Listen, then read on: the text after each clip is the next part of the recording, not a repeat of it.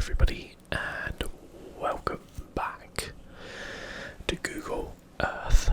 I've made a series of these videos a while ago now, and I kind of felt inspired to do some more as they've added a lot of new interesting content to the Google Earth Voyager. I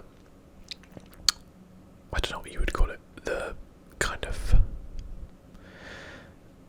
I don't know, well, Voyager essentially, if I explain what it is, it's in the Google Earth program, which we're in now, currently, as you can see, and what it does is it gives you like guided tours around certain things. There's themes to them, and it gives you some information as well. I think it's really interesting. I think Google Earth is a fantastic and incredible program, which I think we don't really actually take for granted that much, but the fact that we have pretty much mapped the entire Earth and can zoom in at pretty much any point in the Earth and have a look is actually incredible when you really think about it. So we're going to do a couple today. The first one's going to be buildings inspired by nature, which we go around. I love architecture. I love the different architecture you get around the world and the kind of historical significance of a lot of the architecture as well as quite modern buildings. And then I'll save the second one for after this, basically. So let's start with this one. Buildings inspired by nature.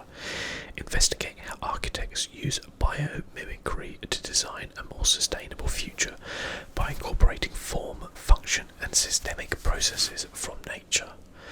Created by Peg Kiner, Google Earth education expert at Gems World Academy, Chicago. It must be really good fun to make these. So, first one we're going to, the Gherkin in London.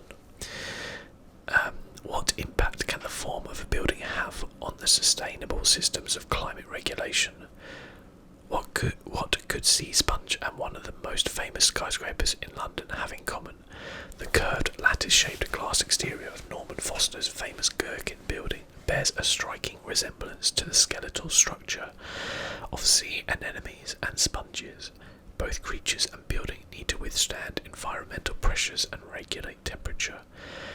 Through the cylindrical shape, wind can flow quickly around the structure, driving wind through the centre to allow for cooling in the building. Flexible, triangulary shaped double skin of the glass exterior actually serves as a double ventilation system for the building and mimics the glass-like structure of the Venus basket flower sponge, designed by Norman Foster and the Arab Group in 2003. Let's take a little view from down here at this quite famous building on the London skyline.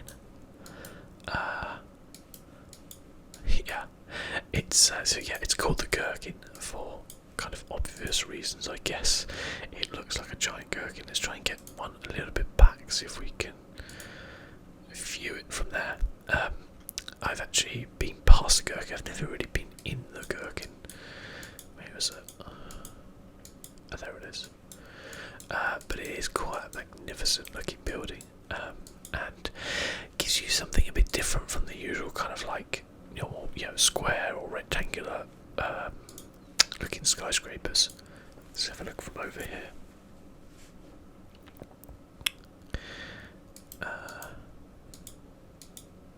Oh wow, some sort of art exhibition as well going on outside featuring hundreds of bicycles. That's interesting. But yeah, you can see it's quite a kind of monolith sticking out there. But yeah, I've been down this street before, I think on a bus or something, but I've definitely been past it, as it were. So yeah, kind of a more modern building, but definitely interesting. Next up we have the Basilica de Centralada Familia. So for some weird reason I noticed this when I was testing, it doesn't go to the Centralada Familia, it does all the others, but we can go there ourselves. So for those who don't know, the Centralada Familia is in why has it got the Earth upside down? It's in Barcelona in Spain. So let's kind of zoom in there, and then we can get a better view of it. I've been to this building as well. I've been to Barcelona and visited the Sagrada Familia. It's one of the most magnificent buildings I've ever seen in my life. I mean, that's actually a terrible resolution photo that someone's taken there. Let's see if we can't get a better shot from somewhere. Maybe from like there.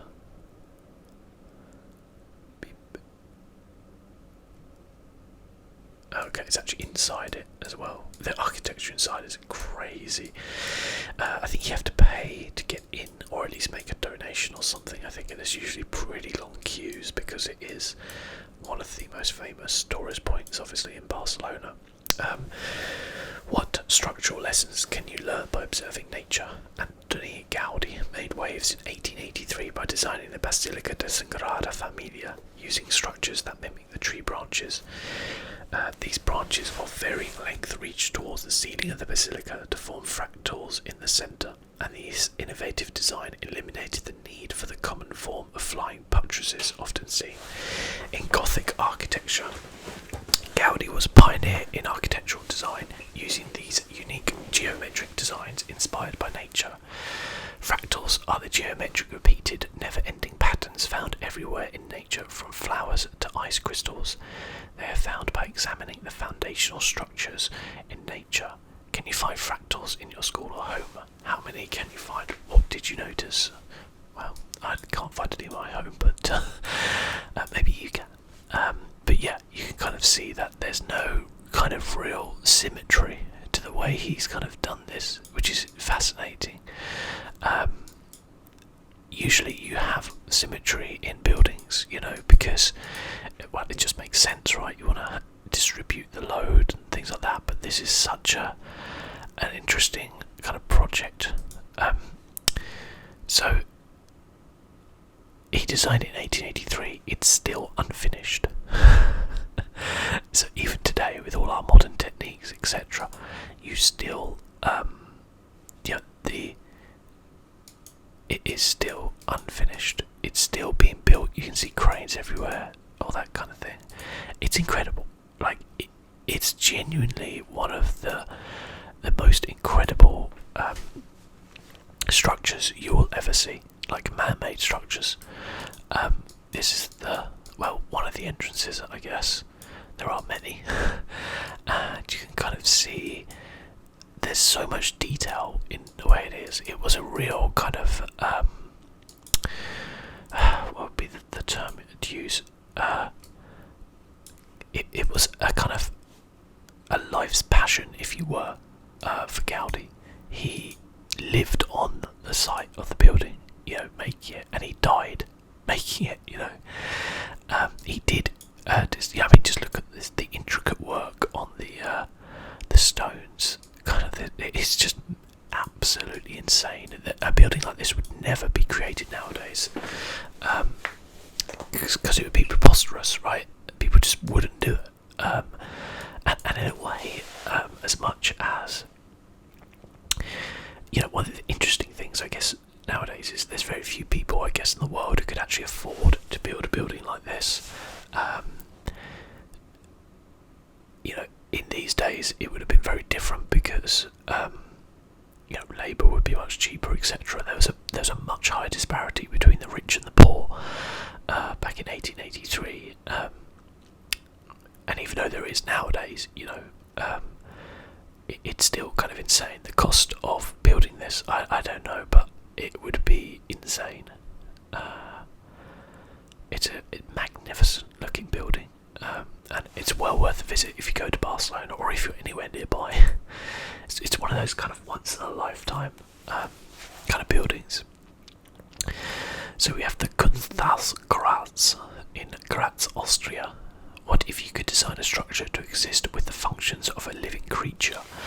The Kunsthaus Graz, an art museum in Austria, is named Friendly Alien by its designers Peter Cook and Colin Fournier, and is a perfect example of blobby-texture, the term coined by Greg Lynn, and describes the amoeba-like, organic, curved style of of architecture that has become popular with the advent of computational tools and modern construction materials. The exterior skin of the building is filled with solar cells that store energy that can illuminate the over 930 fluorescent rings that can be programmed for exterior displays. The tubular structure extended from the bulb shape allow for a natural light to enter the museum. Let's have a look at it from a distance, if we can.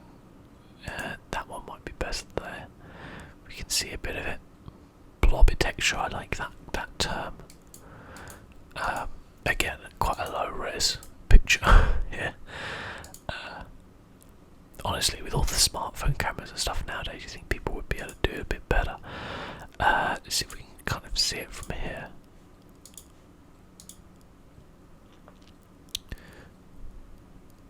There we go, that's a little bit better, I guess. Yeah, a fascinating kind of building, you know. I've never been to Austria actually, despite my grandmother actually being born in Austria and being Austrian herself. I've never actually been there. So this was the same time as they built the Gherkin in 2003. That was a good year, wasn't it? But yeah, an interesting museum. The BIQ building, Hamburg, Germany.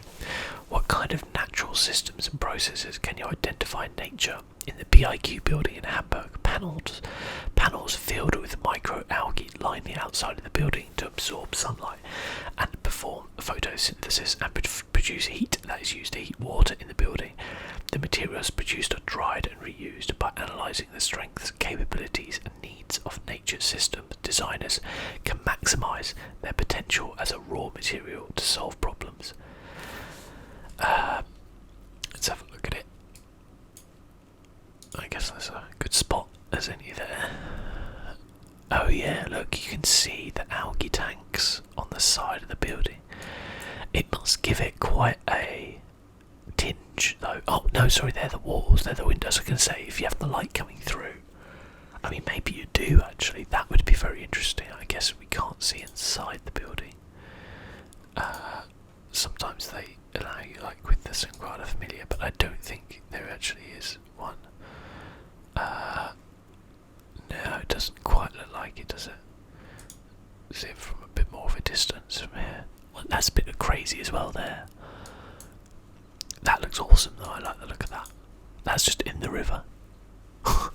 Sounds like Hamburg's really got it going on, isn't it? There's some really interesting architecture actually going on around here, very different from each other.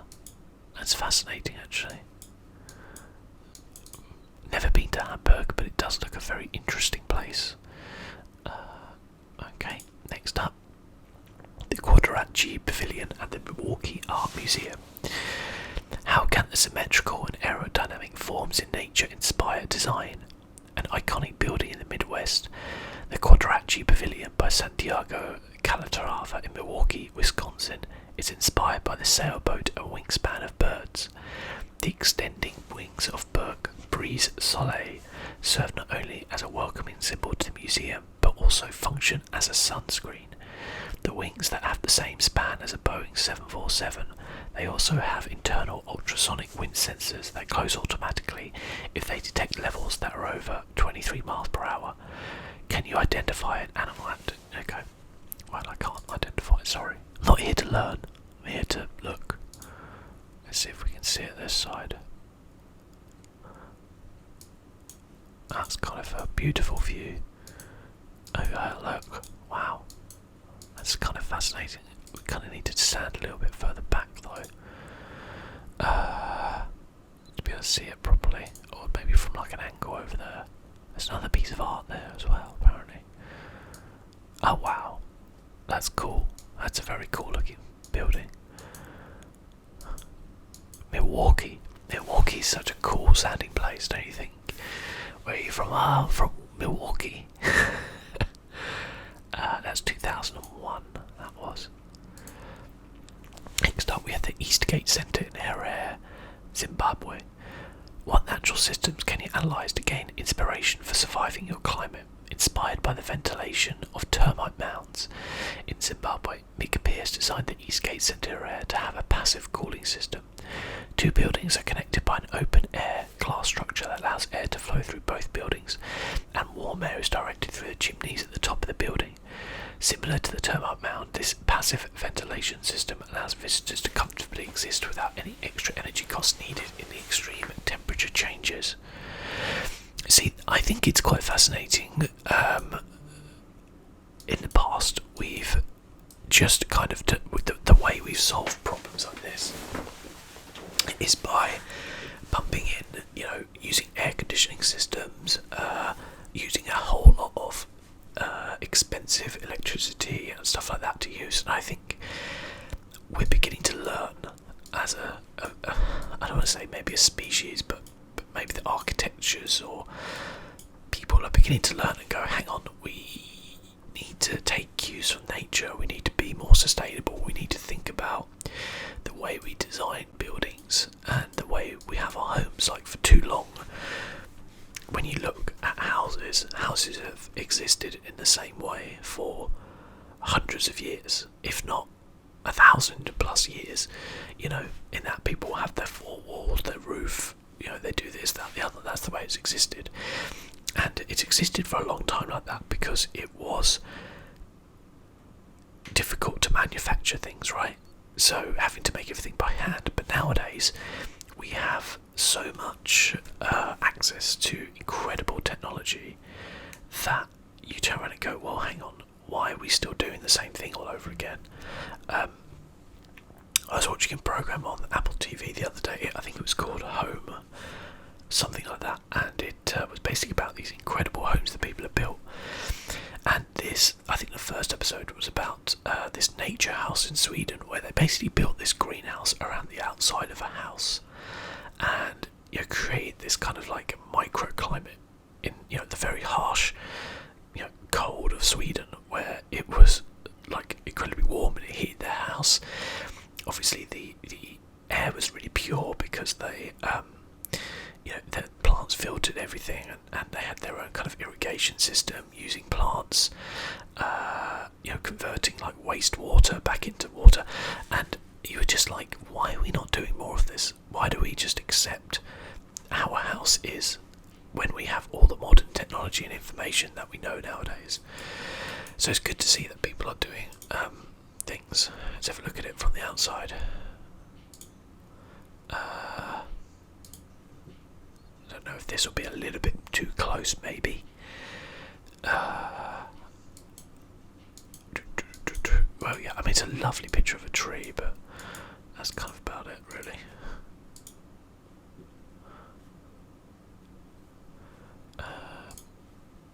Should we go over there? That might give us a good view, actually, of it. Or at least a view of it. Nope, it's inside a shop. Hey everybody, sorry, my computer crashed, unfortunately. So we're back here at the Eastgate Centre where we were. Let's go to the Nature Boardwalk at the Lincoln Park Zoo. How can animal exoskeletons inspire shelter? The fiberglass pods and curved wooden structure of the Lincoln Park Zoo Nature Walk in Chicago, Illinois, was inspired by the scroutes and bony plates of a tortoise shell. This protective but open space allows users to observe the ecosystem that surrounds the pavilion and provides a space for them to connect to nature. The curved design of the fiberglass pods is similar. The curved structure of the fiberglass pods is similar, allows water to flow down the sides through the wooden slates and back into the wetland below. So here it is. I guess not a giant building, but maybe they struggled to. Maybe it's bigger than I think it is. Let's have a look at it from the different angle over here.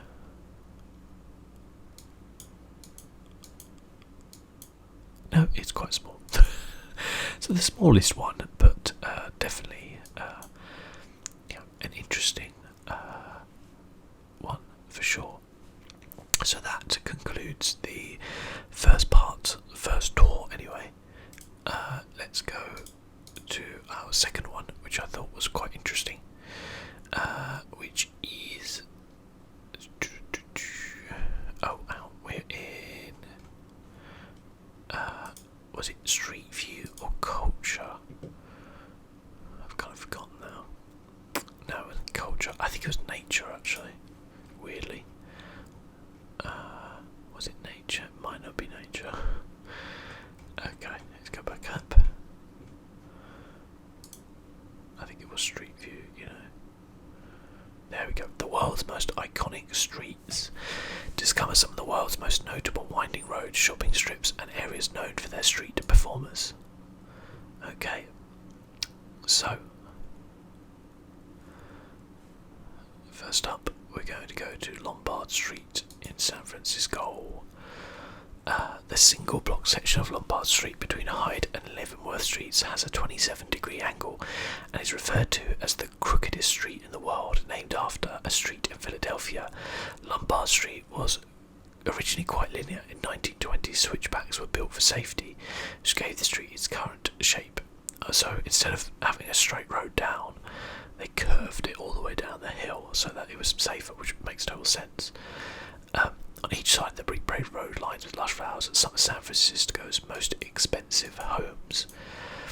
So I looked it up actually because I was interested to know, like, how much would it cost you to have a house on Lombard Street, and it's around about $4 million, which actually doesn't. I feel like that's, well, probably for what you're getting, which is, you know, this standard house here without much privacy.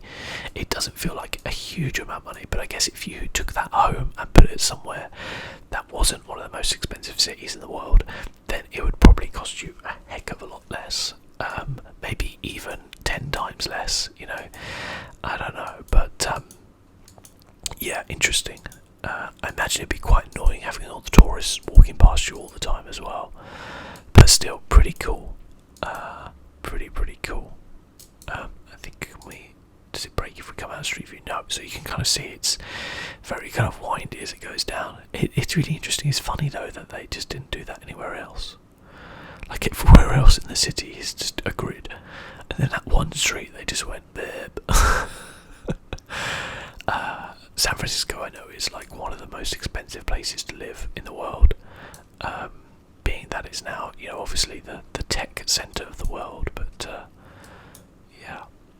Next up, Oxford Circus. Now I have been here. At 1.5 miles long, Oxford Street touts itself as the world's biggest main street.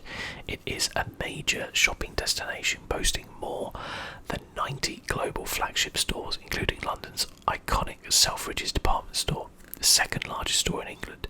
In addition to offering a world-renowned shopping experience, Oxford Street is also a place to relax. I would disagree.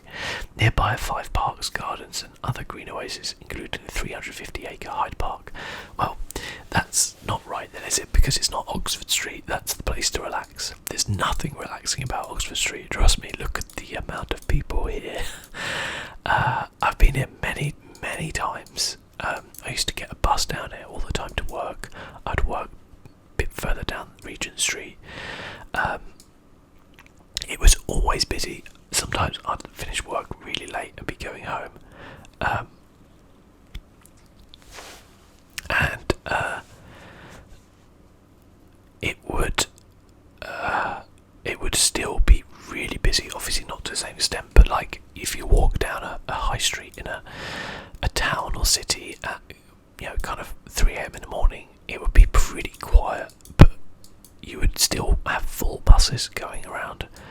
I used to get the 98 actually, funny enough, on there. But yeah, it's a great place for shopping, you know, gotta be said. There's loads of interesting stores around there, although not really much that isn't well-known brands, if you know what I mean. It's not the place to go if you're into more kind of independent places. There's loads of those in London, but Oxford Street is about flagship stores, you know, whether it's H&M, Nike, Topshop, John Lewis, Benetton, whatever it is. It's that kind of place. Big on Christmas as well. Lots of displays. Has Oxford Circus. It also has Bond Street Station down there. Up the very top, you've got Tottenham Court Road, I think. Down the very bottom, you've got Marble Arch. So there's like 4 tube stations going up the road that you can get on. Next up, we have the Avenue de Champs-Elysees, Paris. Paris Paris's most well-known and picturesque street stretches 2 kilometres, 1.2 miles, from the Place de la Concorde to the Grand Arc de Triomphe. Lined with museums, luxury boutiques, restaurants and nightclubs, this symbol of Paris is visited by nearly 300,000 people every day. The Avenue des Champs-Elysees is the location of the annual Bastille Day parade and the finish line for the Tour de France.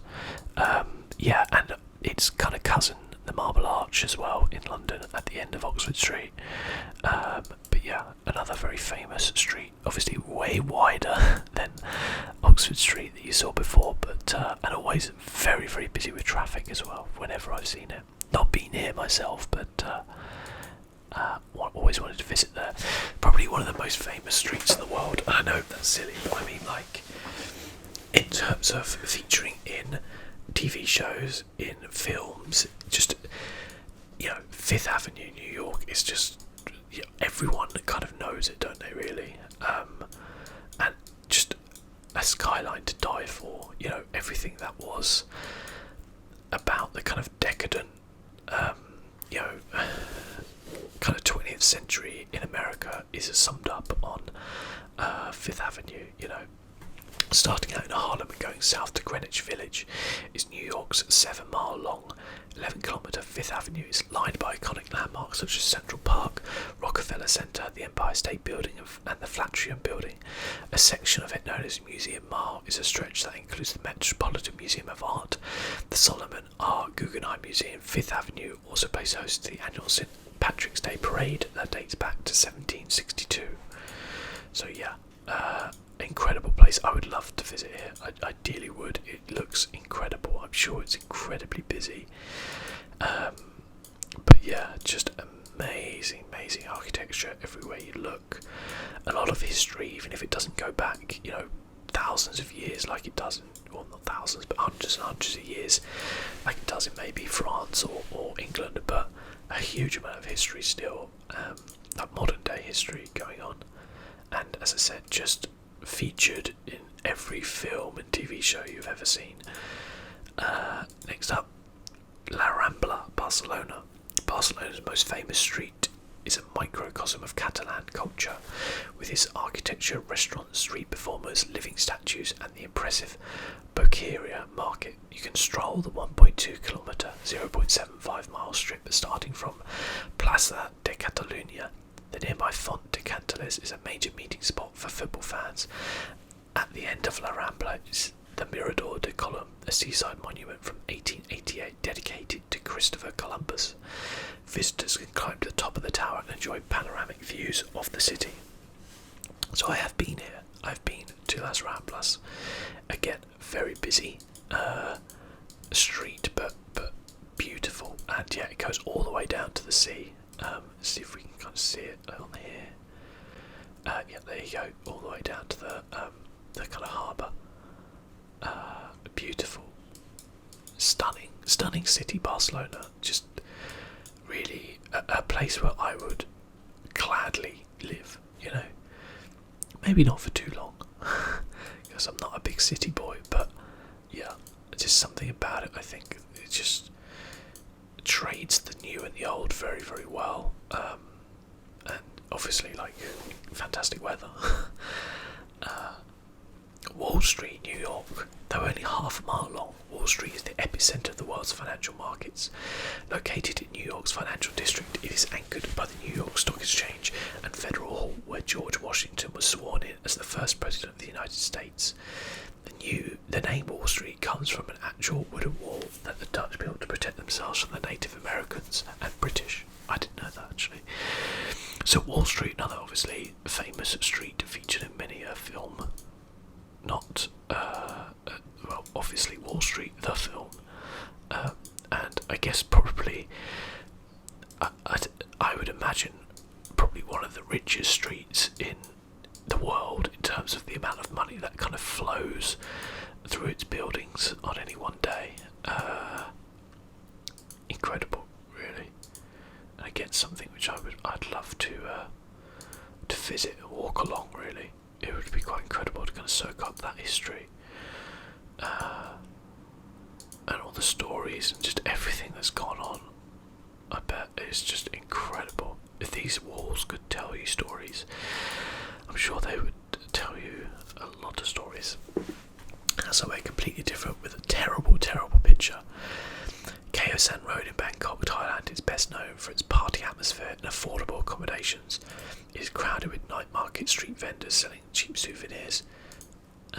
Let's see if we can't get a better view. This setting was eternalised in the 1996 novel-turned movie The Beach. In 2019,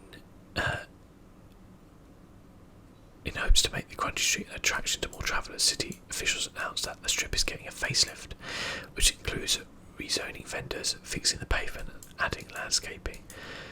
Yeah, looks pretty cool. I haven't watched The Beach in a long time, but it was a pretty good film. I liked it actually. A bit crazy towards the end, but decent film. Next up we have Ginza Tokyo. Dating back to the early 1600s, Ginza was once the site of a silver coin mint. Ginza means silver mint in Japanese. Today it's a high-end shopping district featuring luxury shops and opulent department stores. Ginza is also known for its extensive art scene, boasting more than 200 galleries as well as a kabuki theatre on weekends. When traffic is banned from the area, Ginza becomes one of the world's largest pedestrian zones. Yeah, it does look quite crazy. Japan again, another place I would love to visit. Just seems like Tokyo in particular just seems like such an incredible city. In terms of, I mean, the size and scale of it is insane. But yeah, I'd love to kind of go along on it, and really interesting the way, you know, Japan has such a steep history and is so proud of its history, yet embraces the kind of modern technology like no other city, or no other country on earth. Beale Street, Memphis. Beale Street in downtown Memphis begins at the confluence of Wolf River Harbour and the Mississippi River. The street is a National Historic Landmark. The United States Congress declared it the home of blues, as legendary musicians such as B.B. King, Albert King and Muddy Waters all performed in this entertainment district. In addition to music, visitors can also enjoy delicious barbecue available at nearly every bar and restaurant on this street. Interesting. Yeah, I imagine that some great music have been played along this street.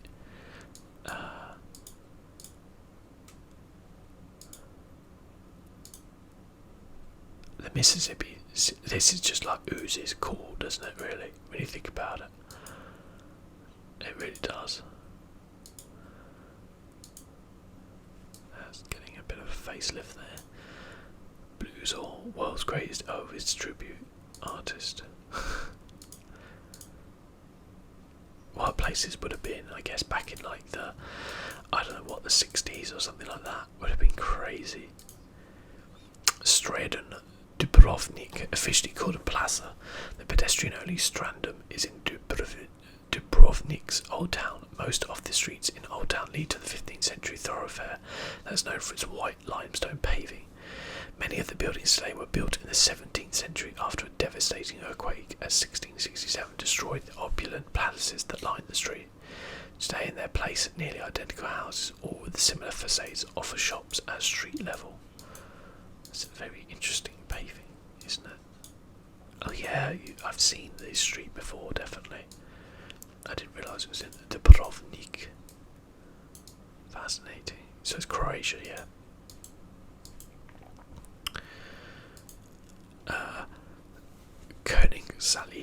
Königssaal, Düsseldorf. Düsseldorf's main shopping street, completed in 1804, was declared a historical monument in 1994.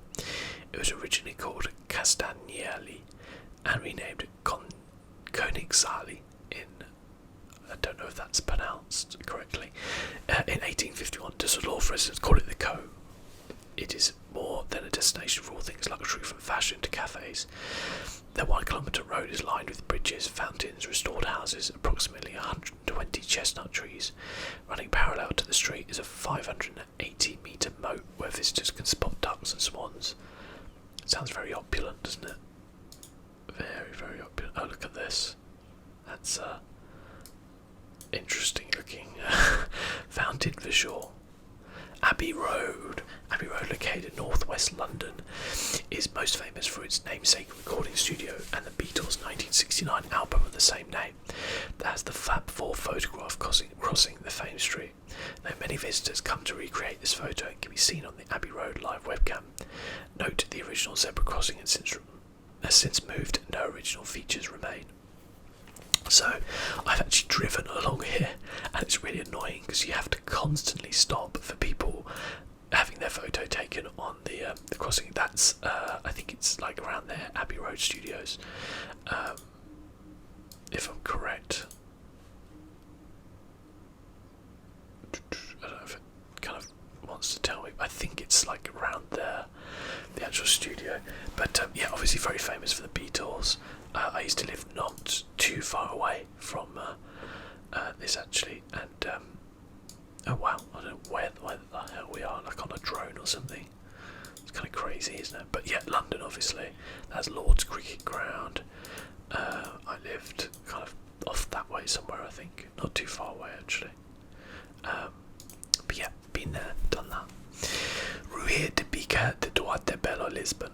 Nestled among the many cobble lanes and stairways of the quaint neighbourhood of Bica is the Elevator de Bica, a funicular from 1892. The electric-powered funicular takes you up the 300-metre, 984-foot, very steep Rua de Bica de Duarte, passing pastel-coloured homes with flowers on the balconies. The ride ends at a panoramic viewpoint overlooking Tagus River. Wow, that's cool. Let's see if we can. So that's the. If we got like, where's the river? Oh, there's the river.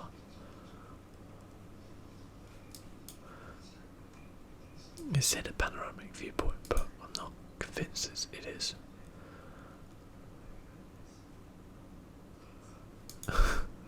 No, I'm not convinced on that one. But Lisbon anyway. Never been to Portugal. Nam, Prague. I'm butchering these pronunciations, I can only apologise. Along the banks of the Calatrava River is the square surrounded by restaurants. It has become known for the dancing house, designed by world-renowned architects Frank Gehry and Vlado Milunik. It was built in 1996 and is also called Ginger and Fred, after dancers Ginger Rogers and Fred Astaire. The glass tower is Ginger and the stone one is Fred. What's the... oh, there. That's them, is it? That's cool. That's very, very cool. Beautiful as well, Prague is, isn't it? Absolutely stunning. Oh, is that it? Sorry, I'm thinking but that's obviously, that's cool. That looks awesome. I love that. That's such a funky looking building, isn't it? Hollywood Boulevard, Los Angeles. Starting out as a winding road in the Hollywood Hills, the 5-mile Hollywood Boulevard runs along the landmarked Hollywood Walk of Fame in West Hollywood. This eclectic stretch is flooded with shopping and restaurants, notable theatres from the TCL Chinese Theatre to the El Capitan Theatre. There are also several museums dedicated to the movie industry and endless street performers, from dancers to celebrity impersonators. Also kind of featured in Grand Theft Auto 5 in a way. But yeah, obviously massively famous cinema. Lots and lots of movie premieres going on as well. And yeah, just I imagine just an absolutely kind of crazy place. Not taken too long ago actually. Roosevelt Hotel. Yeah, cool. If my Grand Theft Auto 5 memory dictates me, if you head this way, you'll get to the eventually get to the sea. Yeah, there you go. Now you have the Hollywood Hills, right? Yeah, I see. I know. Yeah, Los Santos. But yeah, there we go. That kind of sums up this voyage, if you like. We'll do some more, definitely. I really enjoyed it. But till then, guys, thank you for watching, and I'll see you soon. Bye bye.